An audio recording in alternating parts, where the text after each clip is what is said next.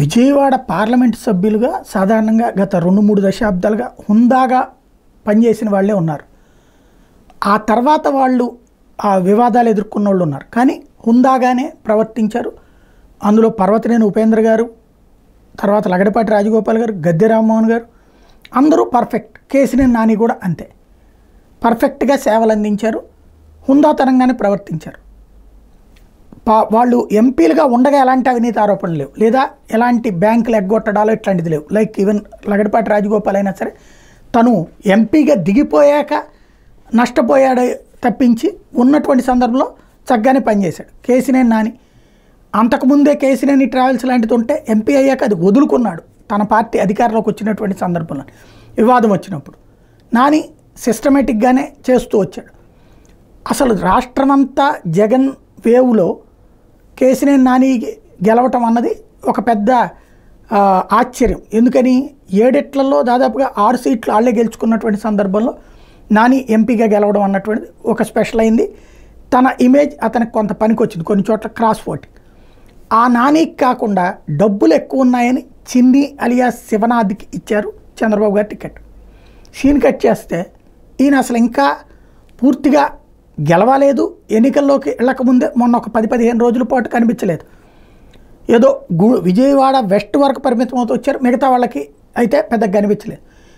ఈలోపు ఆయన అసలు వివాదం ఏం తెర మీదకి వచ్చిందయ్యా అంటే, ఆయనకి కేసినేని పేరుతోనే బిజినెస్ చేస్తున్నానన్నారు. తెర చూస్తే ఆయనది ఎక్సెల్లో ఏదో బిజినెస్ ఉంది, అది కూడా రెరా ఈయన వ్యాపారాలకు సంబంధించి ఇంతకు ముందే తీసి పక్కన పెట్టడం అన్నటువంటిది. అంటే రెరా ఈయన వ్యాపారాల మీద బ్యాన్ చేయడమే కాదు, పెనాల్టీ వేసింది. దాదాపు 15 కోట్ల రూపాయల పెనాల్టీ సాహితీతో పాటు ఈయన సంస్థలకు కూడా పెనాల్టీ వేసింది. అదే సందర్భంలో ఈయన చెప్పేటటువంటి సంస్థ ఏదైతే ఉందో ఎక్సెల్లా ప్రాపర్టీస్కి సంబంధించి ఆల్రెడీ పేపర్లో ఇప్పుడు మనం చూస్తున్నటువంటిది నోటీస్, అదే public caution notice on high rise apartments at Pragathi Nagar, lake Kukatpally, ఏది అక్కడ ఈయన కన్స్ట్రక్షన్ చేస్తున్నానని చెప్తున్నటువంటి దాని మీదన కాషన్ నోటీస్ ఇచ్చారు. ఓవరాల్గా ఏంటయ్యా ఈయన ఉదంతం అంటే, ఈయన చెప్తున్నటువంటి వ్యాపారాలలో లొసుగులు, ఈయన చేస్తున్నటువంటి వాటిలో ప్రాబ్లమ్స్, దీని మీదనే ఆధారాలతో సహా, అంటే ఈయన ఈడీ అటాచ్మెంట్లో ఉన్నటువంటి ఒక భూమిని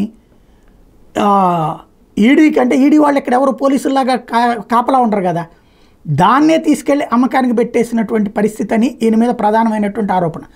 దానికి సంబంధించినటువంటిది పెట్టుబడులు ఏదైతే లోన్ ఇచ్చినటువంటి బ్యాంకులు ఉన్నాయి, అవి 1000 కోట్ల రూపాయలు లోన్ ఇచ్చినటువంటి అవన్నీ అటు పక్కన నోటీసులు ఇస్తున్నటువంటి పరిస్థితి, రెండో పక్కన ఈయనైతే అసలు అదేం పట్టించుకోకుండా సాగుతున్నటువంటి పరిస్థితి. దీని మీద ఆల్రెడీ కేసినేని నాని చేసిన వ్యాఖ్యలు ఒక్కసారి విందాం.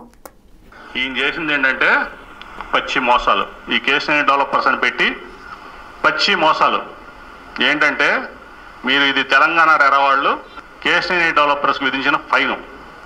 నువ్వు అమాయక ప్రజలను మోసం చేసి బిల్డింగ్లు కడతానని చెప్పి ప్రీ లాంచ్ ఆఫర్లో డబ్బులు తీసుకుంటున్నావు కాబట్టి నీకు ఫైన్ వేస్తున్నావు అని చెప్పి ఫైన్ వేసింది. ఇది ఆర్డర్ కాపీ, తెలంగాణ రెరా ఇచ్చిన ఆర్డర్ కాపీ ఇది.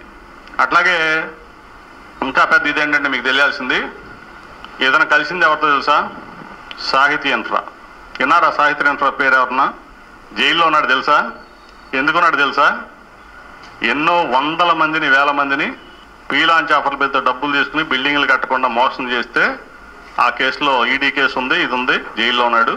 దాంట్లో ఇతను అతను కేసేసి స్కామ్ చేశారని చెప్పి రెరా, తెలంగాణ రెరా, సాహితీ యంత్రాన్ని వీళ్ళిద్దరికీ కలిపి పైన వేసింది. ఈయన చేసింది ఏంటంటే పచ్చి మోసాలు. ఈ కేసినేని డెవలపర్స్ అని పెట్టి పచ్చి మోసాలు ఏంటంటే ఇది. కానీ దీని మీద ఈ రోజు వరకు అంటే ఏదో రాజకీయ విమర్శలకి సమాధానం చెప్పక్కర్లా, బట్ ఇంత మేజర్ ఎలిగేషన్ క్లియర్గా ఆధారాలతో సహా చూపెడుతుంటే ఎందుకు వివరణ ఇవ్వరు? అలాగే ఆ పబ్లిక్ ఆ నోటిఫికేషన్ ఏదైతే ఉందో అది ఆయన సంస్థ కాదా, దానికి ఆయన మోసం చేసింది నిజమా కాదా, లేకపోతే ఆ సంస్థకి వ్యతిరేకంగా ఏదైతే వాళ్ళు ఇస్తున్నటువంటి నోటిఫికేషన్లు ఇవన్నిటికీ సమాధానం చెప్పాల్సిన బాధ్యత ఉంది కదా. ఆయన ఎందుకు నోరు మెదపరు? మీడియా కూడా ఎందుకు నోరు మెదపదు? రాయపాటి సంగతి వదిలేసాం, లగడపాటి సంగతి వదిలేసాం, రఘురామకృష్ణరాజు సంగతి వదిలేసాం. 100 కోట్లు 1000 కోట్లు ప్రజల సొమ్ము తినేసినటువంటి వాళ్ళందరినీ వదిలేస్తున్నాం. అదే సందర్భంలో వాడు తిన్నాడు వీడు తిన్నాడు అని మనం మాత్రం రాసేస్తున్నాం, దాని ప్రకారమే నడిపేస్తున్నాం. మీడియా ఎందుకు మాట్లాడట్లేదు, అట్లాగే అసలు కేసినేని చిన్ని ఎందుకు మాట్లాడట్లేదు అన్నటువంటిదే ఇక్కడ $1 మిలియన్ ప్రశ్న.